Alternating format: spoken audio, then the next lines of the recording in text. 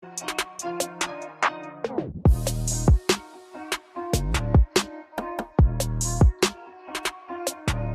is up, NBA fans? Welcome to the NBA Outlet. I'm your host, Nick Fay. With me, as always, Kory Waldron. Kory, how we doing? Doing good. Talking some New Orleans Pelicans, and it's funny because we may be in New Orleans next year for a little celebration, if you know what I'm saying. Yes, possible bachelor party. We'll see what happens, though. New Orleans has been a hot topic around the NBA with the offseason, the past season. We'll dive into that as always. Quick reminder, you can find us on iTunes, Blog Talk Radio, OTGBasketball.com, Google Play, Dash Radio, and YouTube. And before we look forward to next year, we'll look back at last year. Pelicans 33-49. Obviously, Anthony Davis requested a trade. In the beginning of the season, it looked like they could be contenders, and then injuries hit, and things just went completely sideways. How would you summarize last year in an emoji? So if I get to use this emoji for the first time, I know you've used it. It's the angry emoji that's cursing. So obviously the Pelicans were coming off a good year the year prior with some playoff success, and we were expecting playoffs again, and then that didn't come to tuition, and then we had the Anthony Davis forcing or demanding a trade, which kind of put the entire season, ended the entire season. The minute Anthony Davis requested a trade, the Pelicans season more or less ended. And if you're a Pelicans fan, I'm sure you felt betrayed, you felt annoyed, because then, Davis was also like still wanting to play, but he was only playing like 20 minutes. So it was just a giant cluster mess. It was a mess. So if you're a fan, you're probably like F this team to a degree. Maybe not so the whole team, but F Anthony Davis. Yeah, fans definitely felt that way. I went with the upside down smiley face because the season, like you said, was just a mess. Like in the beginning of the year, they started really hot. Anthony Davis was playing well, Jrue Holiday was playing well. Some of the new additions were really popping off. Then injuries hit, season turned around. Anthony Davis gets hurt, then requests a trade, and then the second half of the season was just all in disarray because, like you mentioned, AD was playing 20 minutes, not playing some games. They were trying to maintain his health and not trade him. So it was just a weird season because you knew what was coming, but it didn't just happen yet. So with that said, what was the most positive thing of last year? The most positive thing from last year, you could say Jrue Holiday continuing to show that he's one of the best two-way guards in the league. We gave him a lot of credit for the OTG Top 50. We had him ranked 17th. And I know that a lot of Pelicans Twitter, Pelican fans were extremely happy that we were woke, quote unquote woke on the fact that Jrue Holiday is underrated. So I think Jrue Holiday being so good and knowing that you're going to have him going forward to be the veteran presence, the leader of this team, it feels good for Pelicans fans who may have felt, that this going forward could have been a loss when you lose a guy like Anthony Davis, but Jrue Holiday is a guy you can trust. Yeah, he was really good, and I think it goes underrated how good he was offensively. He averaged 21 and 7. 7 assists from a guy who's not necessarily known for being one of the most dominant playmakers or anything like that, and 5 rebounds, 47% from the field, 32% from 3, which isn't great, but with the other efficient numbers you don't mind, and a defensive ability. And he was somebody I saw live in person last year. So it'll be interesting to see how his dynamic with this team. I know David Griffin has even mentioned him as being a possible MVP candidate for this year. I think that's a little bit of extra hype, but it should be another big year for Jrue going in as the number one player for the Pelicans. Now, on a negative note, biggest negative takeaway. I do want to give one more positive. I got to give Jahlil Okafor a shout out. When Anthony Davis requested a trade and Okafor got a boost in minutes, some starting opportunities, Okafor showed that his NBA career is not over, at least not yet. He definitely got into shape. He definitely has plenty of offensive weapons to his game. The guy can score. The guy's a good rebounder. The defense is still a questionable mark, but I got to give credit to Okafor because it looked like after Brooklyn, he was going to be out of the league, and he definitely saved his career with New Orleans. Yeah, he definitely had some nice moments. He mentioned about going to a therapist, dealing with some mental issues, and then also just getting his body right. He looked a lot leaner in New Orleans than he ever did in Brooklyn and Philadelphia. So I think that is a nice positive for him, and maybe he can take another step forward this year. But what would be the biggest negative takeaway? I think the easiest negative, which is what I'm going to go with, is the fact that Anthony Davis, your star player, demanded a trade. Obviously, Davis is a once-in-a-lifetime generational player, a guy who is arguably a top 5 player when healthy, has the possibility to be a top 3 player, maybe even the best player in the league once he reaches his prime at just 25, demanding out. It's a pretty crushing blow to a franchise. Obviously, being a Pacers fan, I felt this when Paul George not demanded out, but said he wasn't going to re-sign. So I kind of have a similar feeling to this. Granted, I didn't have someone at Anthony Davis star level demanding a trade and wanting out, but the biggest negative is the fact that you lost a once in a lifetime generational player. Yeah, and it's the one thing New Orleans Pelicans fans didn't want to hear was AD requesting a trade. It was just, it really hurts. And then when it became a public trade, I think that made it even worse because now all leverage is gone. You're not necessarily getting the best package. They still really did get a great package, but at that time, it was just weird to happen in the middle of the season. And then you had to stick with him for the rest of the year, knowing that he wasn't committed to this team. So it's just a really weird situation. But I'll ask you this: do you think Anthony Davis was in the right for demanding a trade? Man, that's he he's in the right. I'm gonna say yes. Do I think he went about it the wrong way? Yes, but I think he's in the right. In the player empowerment movement, you know, if you don't get results, this is the route you go. It still felt a little premature because this was a team that we just saw, have some playoff success, and then he was so quick to give it up. And I know, we have a lot of Pelican fans. We have a Pelican podcast as well, and all the guys were pretty adamant that Anthony Davis was going to be a Pelican for life. And I think you and me are more so like, man, like you got, like I just like we were really hard sells on that fact. But I think he was. I think he had every right to. The Pelicans again. It's tough to bring in marquee free agents to New Orleans. It's tough to get talent around him. And the fact of the matter is, it was Davis and Holiday, and the supporting cast was either constantly hurt or constantly underperforming. And if you're Davis and you're at 25, you're going to be 26, entering your prime, you just don't want to waste years or waste time. So Davis took it into his own hands to control his career and get out of there.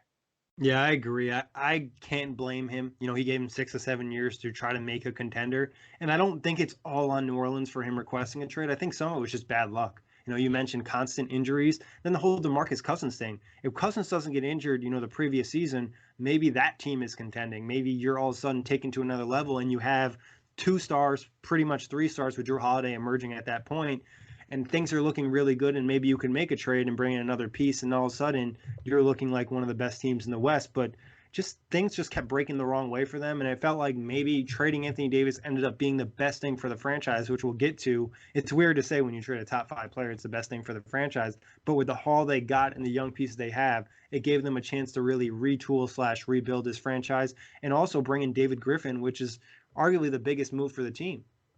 Yeah, no. Obviously, when we talk about the haul that they got and David Griffin becoming the new GM and giving this team a new direction, it's the best case scenario out of a worst case scenario situation. And I will clarify, because I know Pelicans fans get very upset about this. David Griffin is not the GM. He's the vice president of basketball operations. Yes. So Trajan Langdon is the GM, former Nets assistant GM. So shout out to him. But talking OTG power rankings, our staff has them coming in at number 17. Do you think this is too high, fair, too low? I think it's fair. I mean, there's a ton of young talent on this team, but with a nice mix of veterans on the roster. I could see them being a couple spots lower if they don't reach expectations, but I could also see them being a couple spots higher if some of these guys really take the step forward.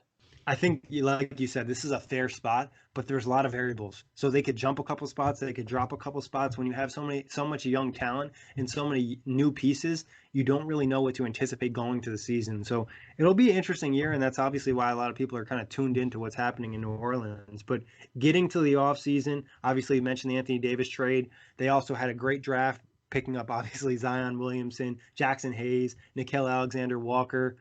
Let's start with Zion. I know that you're not necessarily his biggest fan, but how big is this for the franchise? Lately I've been a little bit backtracking on my not anti-Zionness, but my concerns over Zion. But this is a freak player. I mean, we've seen it in preseason so far. This is a guy who can rebound with the best of them. What really stood out to me was the performance he had against Rudy Gobert, who we know is a defensive player of the year, a guy who's going to be in that race for a couple of years to come, if not more. And Zion basically made him look weak. Zion pushed him out of the way on some layups. Zion was able to get to the rim on him. And Zion just has a crazy athletic ability. We've never seen somebody at 6'6", 285 pounds who can move the way he does. He was able to knock down 1 3 in that game, which kind of like, we love to give Ben Simmons some shit for not even attempting the 3, and Zion takes, his first 3 attempt and nails it. So I think Zion is a once-in-a-lifetime generational player as well, even though, maybe not to the same extent as Anthony Davis, because I think Anthony Davis's game is just a little bit more well-rounded, because I don't think Zion will ever have a jump shot that you can depend upon. But Zion is a guy who can change the entire direction of a franchise, and we've never seen something in Zion because of his athletic ability and just brute strength. Yeah, he's a really physically imposing player, and I think it was undersold probably going into the draft. When you think of the NBA, there just isn't necessarily a ton of big, bulky guys. Not only because basketball is not really a sport based on strength, it's more so a skill and athleticism thing. And guys it's almost hard to keep on weight because you're playing 82 games, running up and down the court. A lot of young players have trouble putting on muscle. And this guy already coming in so big, and like you mentioned, having no issue physically, moving Rudy Gobert in the paint and finishing inside is incredible for a rookie. Obviously, it was preseason, but just the taste of what we can expect as he polishes that game, improves the handles, improves the IQ, improves the shooting. He could be a really dominant player for New Orleans, and he's just a mismatch with his size and athletic ability. No, definitely. Zion is, if you're a Pelicans fan, getting Zion, it made losing Anthony Davis a lot easier, I imagine. Because obviously the number one pick wasn't guaranteed, and anyone and everyone knew that if you got the first round pick or the first overall pick, you were taking Zion. And the Pelicans being able to get that pick, it was almost like a weight off the organization and fan base's shoulders, and knowing that you're not going to face irrelevancy getting a guy like Zion. Exactly. And they have more nationally televised games this season than they did last year, and they had Anthony Davis and arguably possibly a contending roster when everyone was healthy. And this year, with all the hype around him and the other young pieces, New Orleans is just a major storyline, and it's going to be an intrigue to follow him in his entire career, kind of see how he develops. Does he ever become that top 5 player, top 25? Where does he sit? So it'll be interesting along those lines. But obviously, Jackson Hayes, Alexander Walker, what do you think about these two? I don't know a lot about Walker, so I'll touch on Hayes. Hayes is another Texas product, and it feels like if you're a center and you're coming from Texas, you'll probably be good. Yeah, you're probably going to be good. You could probably block some shots. Last year for Texas, Jackson Hayes averaged 10 points per game, 5 rebounds, shot 72% from the field, 74% from the free throw line. But what you like to see is the fact that he averaged over 2 blocks per game in college, and that's the kind of stuff you want to put alongside Zion, a rim protecting center, a guy who can get some blocks, can do some of the dirty work. Getting a defensive identity will be big for the Pelicans, and it's going to be what they lean on heavily, and Jackson Hayes kind of fits that mold. And he murdered somebody in Summer League. I think he had like the best dunk of Summer League. It was like a real way to build up your hype coming to the NBA season. Like you said, if you're from Texas, you probably can throw down some dunks. You can probably block some shots. And he's a really good athlete for his size. Yeah, and his nickname is Sideshow Jax, and that's fitting. I think it actually is really fitting, especially with New Orleans, where he won't be the main attraction, but he'll be a sideshow because of his ability on the fast break and catching oops from guys like Lonzo and Drew. For sure. And just to touch on Alexander Walker, like you said, we don't necessarily know a ton about him, but from what I've heard, very similar to his cousin Shai Gilgeous-Alexander, just a guy that's under control and understands how to play basketball and can come in and have an impact already as a rookie. Now, shooting numbers. Yeah.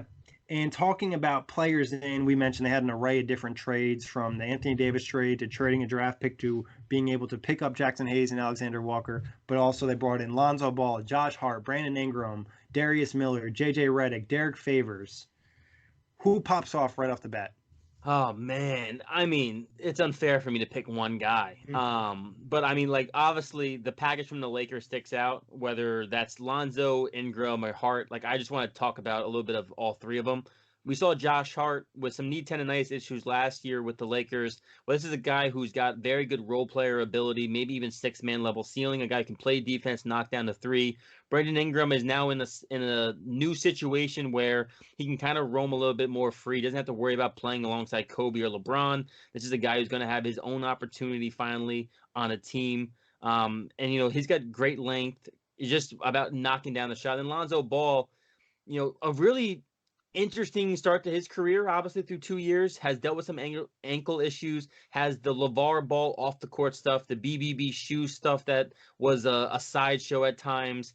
And now being in New Orleans is a start for a fresh start. Didn't really work out in Los Angeles. Never really got it going, whether it was the health issues or whatnot. But Lonzo may never reach like the Magic Johnson comparisons that Magic Johnson even thrusted upon him at his rookie year. But this is a point guard who can possibly be the best defensive backcourt with Jrue Holiday alongside of him, and a guy who can play a lot like Rondo in a way. He can facilitate, he can get out in the fast break, he can rebound to a high click. So there's just so much potential in these couple guys. And then you bring in a vets, which I got to mention, JJ Redick, the guy who's been getting better and better from three and from scoring number wise as he's gotten older. Obviously was crucial to Philly. Now he's taking on a more mentor role in New Orleans. And then, of course, Derek Favors, a very solid vet and nice center to have on the roster.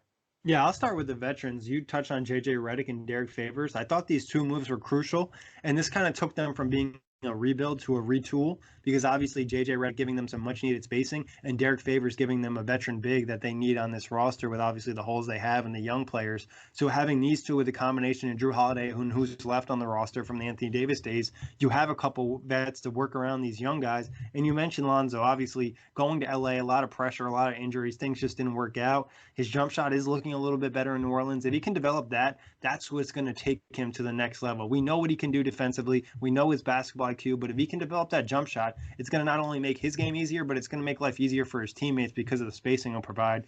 And you mentioned Josh Hart, obviously a very nice complementary piece, provide two-way ability, just needs to get healthy. And Brandon Ingram is somewhat of a question mark. Like, we've seen flashes in LA of how good he really could be. He can be an all-star, but then we've also seen times where he disappears. I like how you mentioned this is his first opportunity where he'll get more touches and not have the pressure of playing with a big-time star that kind of dominates the ball.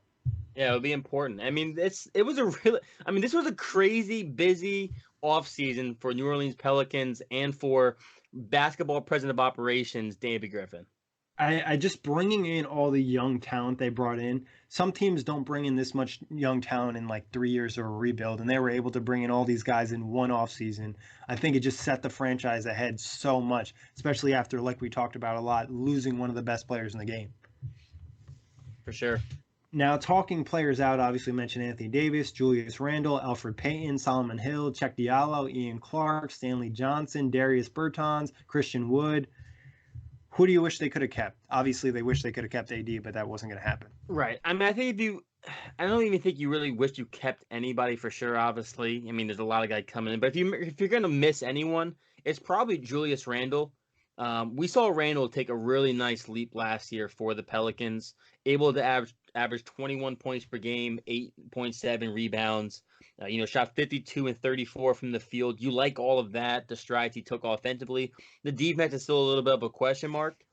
So if you wanted to keep moving forward with the youth movement, Julius Randle wouldn't have been a bad fit to keep. But of course, when you look at what they brought in, you don't really miss any of these guys. Yeah, I agree. And I think the one thing that rubbed them the wrong way with Randle was he played his best basketball for them when it really didn't matter. Like when, the stats were up after Anthony Davis requested the trade, and his defense is a question mark. And, not to say that him and Zion have similar abilities, but I think in terms of the position they play and what they provide in certain ways, you could say, hey, Zion's an upgrade there. Obviously, he's still a rookie, but Julius Randle, I think there is questions, but he can make a jump. I'm okay with not keeping anybody. But before we move on from the offseason, I do have a question for you. Out of Lonzo Ball, Josh Hart, and Brandon Ingram, who's going to have the best New Orleans career? Lonzo Ball. And that to me is just easy. I think given how they want to probably run this offense to get out in transition, they need someone to run the show, and I think Lonzo Ball works best with this kind of weaponry alongside of him, not having to worry about sharing the ball with a guy like LeBron. Lonzo's going to be able to kind of maneuver. Jrue Holiday's a very good off-ball. JJ Redick, we know, is a three-point shooter. Zion getting oops, Jackson Hayes getting oops, Favors getting worked in the post. I think this kind of team with the weapons around just really suit a guy like Lonzo Ball, who can be a true point guard for your team. So I'm going to go with Lonzo. I think the jump shot too, it may never be great, but I think given all these weapons, if he gets wide open looks, I'm okay with him taking those looks. And his numbers weren't necessarily terrible, I believe, from above the break in three-point shots, and that is where he'll be. But you brought up a great point about the pace of this team and the athletes they have. It's just so suited for his game. He loves to get active in transition, and there's plenty of guys to throw oops in between Zion, Jackson Hayes, and some of the other young guys. I think Brandon Ingram would probably be like a dark horse option because he maybe has the highest ceiling with that body type and the skill set he has, but it's just really unknown if he's ever able to kind of hit that level. Now, moving on to the team in general for next season, what's the biggest team X factor, non-player, non-health? Biggest X factor for me is going to be progression. And I know that's, somewhat of a cop out, but it really isn't when you have this many young players, because you need to see guys like Lonzo, Brandon Ingram, Josh Hart really take steps forward. Obviously, you want to see a good rookie year from Zion. You want to see Jackson Hayes have some nice moments. But the guys who are in their third year, their fourth year, you want to see these guys finally taking steps forward, especially with their bigger roles. And those guys are going to be Brandon Ingram and Lonzo Ball. You need those guys to show at least all-star ceiling level flashes, maybe even something more. But those two guys in particular, in Ball and Ingram, you really need those two guys to progress. Yeah, and I think it usually is a cop-out with this team. There's really no other option because there's so many young players that are going to be in big roles in this rotation where you just need the young guys to be able to play and take a jump. And maybe if they're not able to play early on, you just want to see the progression throughout the season and know that you have confidence in them becoming the players that you looked at when you first saw their scouting report. Definitely. Now, starting lineup on opening night. For me, the starting lineup opening night would be Lonzo Ball, Drew Holiday, Brandon Ingram, Zion Williamson, and Derek Favors. But given the news that Zion Williamson is dealing with some knee soreness and some knee issues, I'm not sure if he'll be good to go opening night. And if he isn't good to go on opening night, then I would expect to see Brandon Ingram slide to like a small ball 4, and we would probably see JJ Redick go in and have a smaller lineup. Yeah, it's a really interesting options for New Orleans. Obviously, I would went with Lonzo, Drew, Ingram, Zion, and Favors. But part of you thinks that JJ Redick is going to start because he's that veteran, and you would provide them with some much-needed spacing. Yeah. And it's like maybe you play Drew at 3. We know he's pretty much defended, multiple positions. When they matched up with Golden State in the playoffs, they had him defending KD the whole game. So I'm not sure he would hate defending the 3, but I'm sure it would take a toll on him throughout the year. Definitely. Yeah, it's interesting having a guy like Drew who can kind of guard 1 through 3. Yeah, it is, and it's a luxury. There's some nice versatility there too between Ingram and Zion, but it'll be interesting. And like you mentioned, we don't know Zion's health. He's dealing with some knee soreness. We don't know if that means it's going to be a bigger injury and he's going to miss time. Obviously, that would kind of suck for him and the Pelicans and the entire NBA. But who's your player to watch, not named Zion Williamson, because that would just be too easy? Right. My player to watch is, I'm going to stick on the Ball tour. It's Lonzo Ball.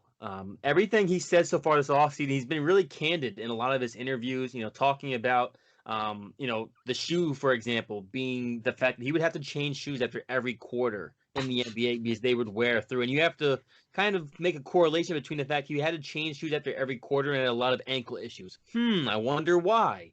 So hearing stuff like that, knowing that he's away from those shoes, he's away from that, the fact that there was just so much pressure and drama in Los Angeles, like it has to affect a young player who is going to be just 22 years old when you constantly hear your name in trade rumors. It has to wear on you at some point in time, especially when you're being brought in and told you're going to be the future. Like, we're going to build around you.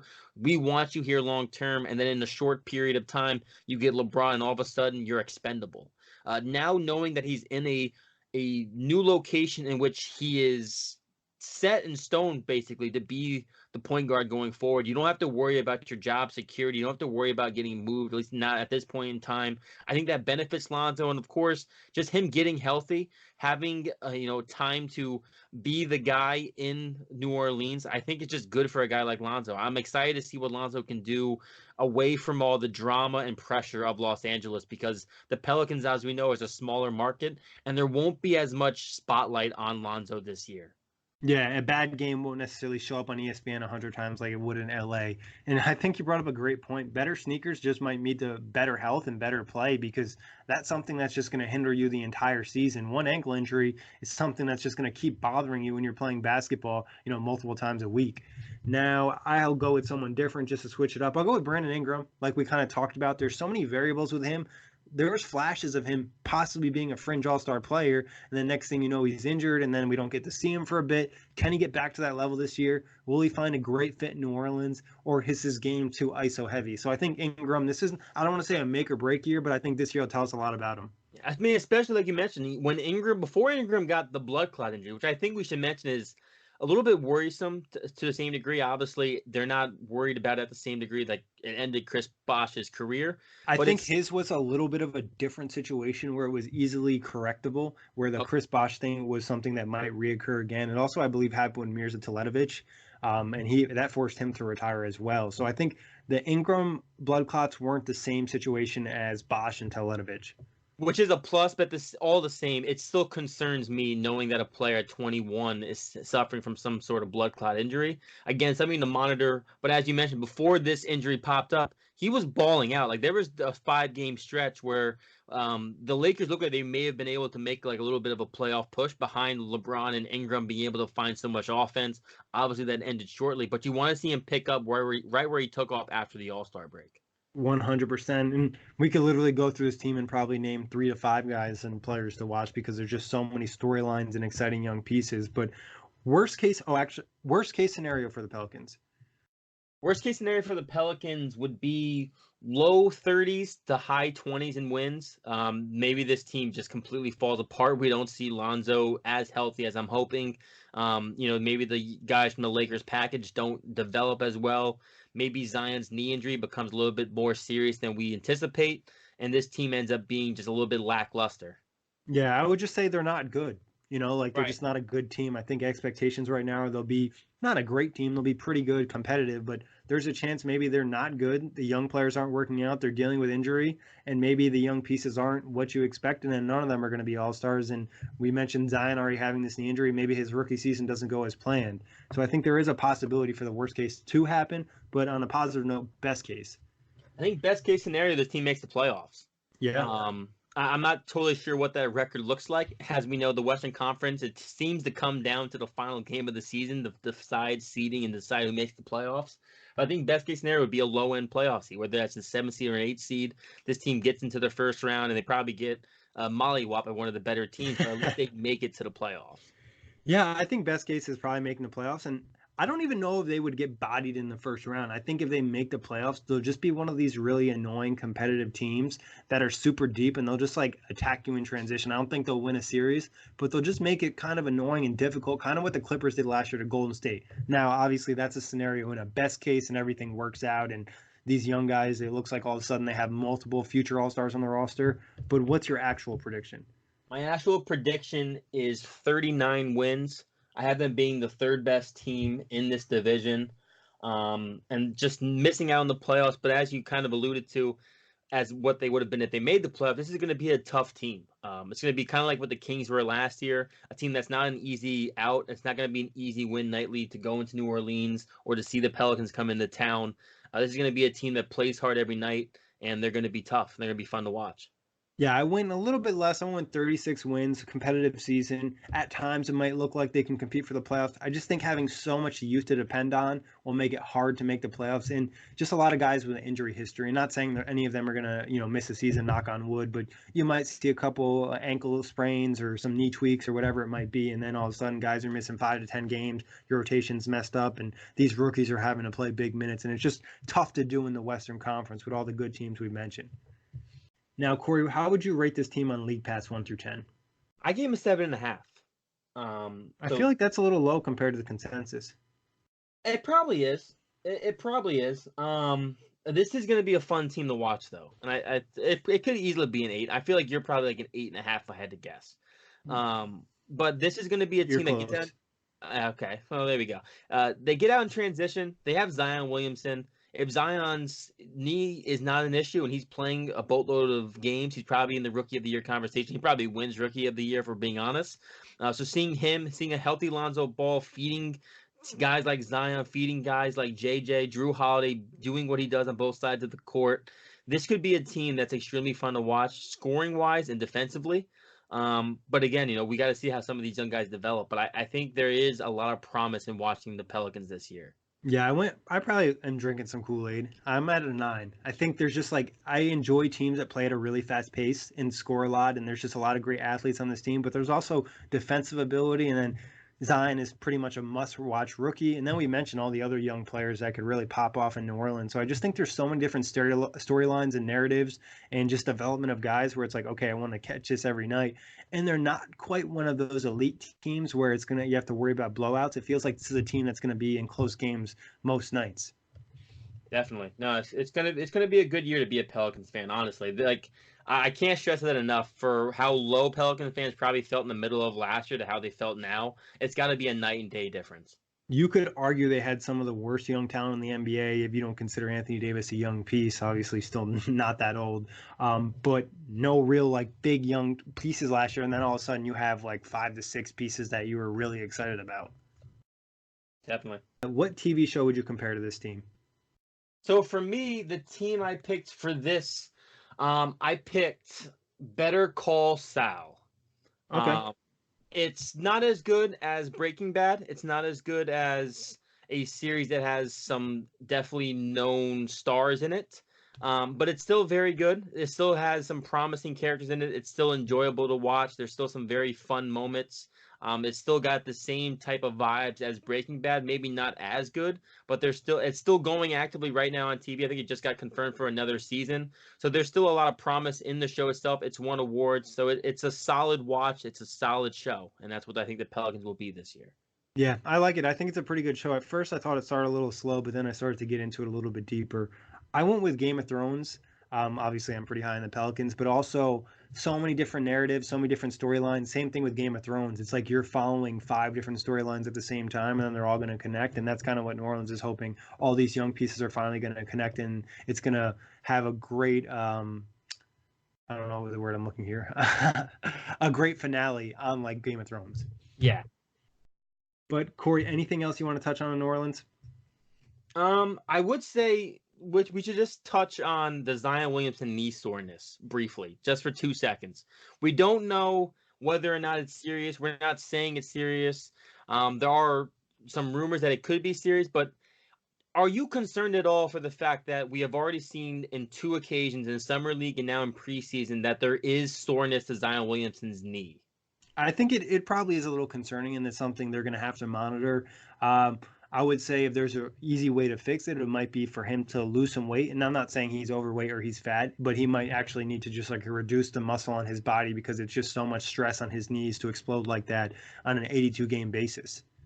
Yeah, that's how I feel, is the fact that a guy who puts so much power onto his legs, uses his legs for so much, similar to what we've seen. You mentioned this off wax. What we've seen with Derrick Rose, for example, guards who are really explosive and use their lower body. That's what Zion does, but to a larger extent because it's 285 pounds on those joints that he's constantly leaping large amounts with. So how his body handles that going forward is a little bit of a concern. I'm not saying like this is something that we should all be panicking and pressing the red button and throwing up red flags, but it's a little bit worrisome to see a guy so young already having 2 knee soreness issues this early. And like we mentioned, he's a player we've never really seen anybody like him with that type of explosiveness. So it's going to be something different for the Pelicans to worry about. I also would just throw out there that New Orleans might be a low-key, like dark horse team to make a blockbuster trade. Like they have a lot of draft picks. They have a lot of young assets. Obviously, you can't necessarily have all of these young pieces work out on your team. There could be a possibility for them to make a splash trade if one does pop up. Definitely. No, I think there is certainly a chance to move like a JJ Redick if you really wanted to a contender maybe who needs 3-point shooting, or even a Derek Favors who, was really useful to the Utah Jazz for a lot of years because he gave them a security blanket in case anything happened to Rudy Gobert. Yeah, and I honestly think it also could go the other way too, where I think New Orleans is close to a playoff spot. They have all these draft picks, they have all these young pieces. Oh yeah. Hey, maybe we bring in a fringe all-star or maybe a young talent like somebody who is looking to take that next step in their career and possible free agent this summer. And New Orleans is like, okay, we'll take them now and we'll pay them in the summer. There's been a couple of shooting guards mentioned that they might not be happy with their situation, but we'll save that for another outlet. Kory, always a pleasure. Big thanks everybody for listening. Check us out on iTunes, Blog Talk Radio, OTGBasketball.com, Google Play, Dash Radio, and YouTube. Peace out, knuckleheads.